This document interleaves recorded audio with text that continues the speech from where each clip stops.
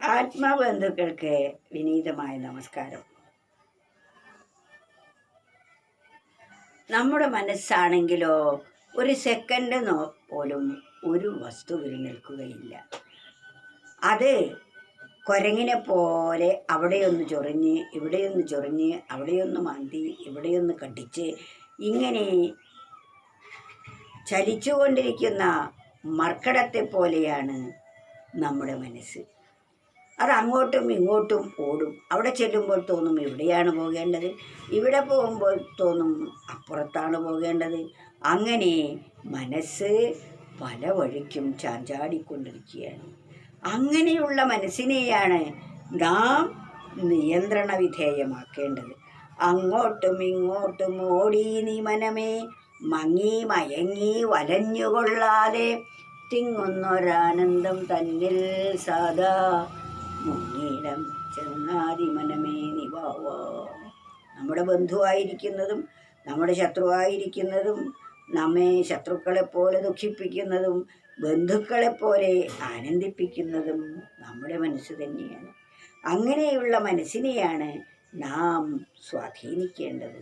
അതാണ് അങ്ങോട്ടും ഇങ്ങോട്ടും ഓടി നീ മനമേ. അല്ലയോ മനസ്സേ, നീ അങ്ങോട്ടും ഇങ്ങോട്ടുമൊക്കെ ഓടിയിട്ട് നിന്റെ ശക്തിയും നിന്റെ സമയവും വ്യർത്ഥമാക്കല്ലേ.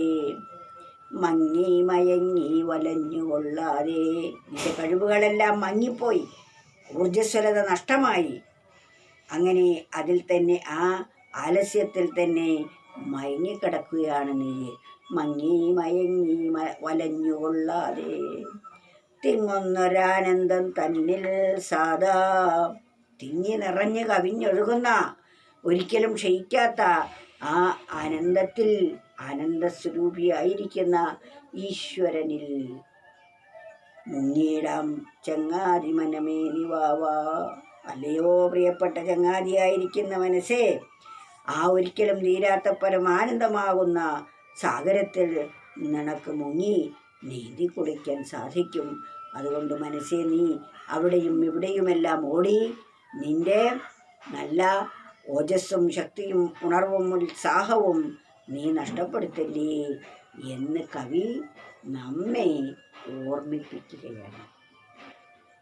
അങ്ങോട്ടും ഇങ്ങോട്ടും ഓടി നീ മനമേ, മങ്ങി മയങ്ങി വലഞ്ഞുകൊള്ളാതെ തിങ്ങുന്നൊരാനന്ദം തന്നെ സദാ മുങ്ങിയിടാം ചങ്ങാതി മനമേ നീ വാവാ.